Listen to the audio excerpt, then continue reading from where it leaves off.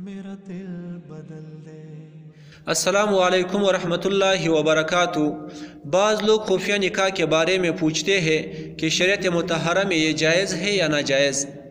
تو اس کے جواب میں علماء کرام فرماتے ہیں خفیہ نکاح سے مراد اگر یہ ہو کہ لڑکا اور لڑکی تنہائی میں ایجاب و قبول کر لے تو ایسا نکاح فاسد ہے، نکاح منعقد نہیں ہے،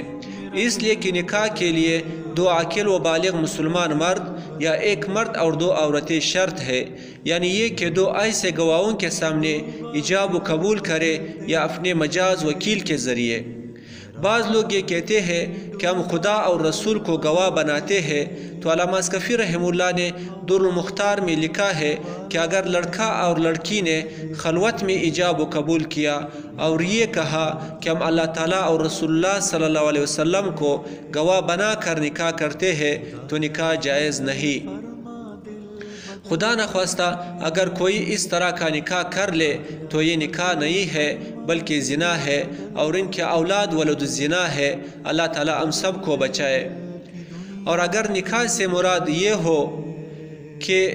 کسی نے والدین کی رضامندی اور اجازت کے بغیر نکاح کر لیا ہے، نکاح کرنے والی لڑکی بالغہ ہے اور اس نے اپنے منصب کے ساتھ، یعنی ایسے شخص کے ساتھ جو رشتہ دینداری، حسن و جمال، منصب اور پیشے کے اعتبار سے اس کے خاندان کے لیے باعث عار نہ ہو، نکاح کر لی تو نکاح منعقد ہو جائے گی۔ ایک الگ بات ہے کہ اخلاقاً ایسا نہیں ہونا چاہیے، لیکن آج کل کے آزاد معاشرہ میں اور مخلوط نظام تعلیم کے ہونے کی وجہ سے ایسی شادیاں برے نہیں سمجھے جاتے ہیں، اگرچہ نکاح صحیح ہے لیکن تجربہ سے ثابت ہے کہ ایسی شادیاں پائیدار نہیں ہوتے ہیں، اس لیے والدین اور رشتہ داروں کے مشورہ سے شادیاں کرنی چاہیے۔ السلام علیکم ورحمۃ اللہ وبرکاتہ۔ ہٹا لوں آنکھ اپنی ماں سوا سے، ہٹا لوں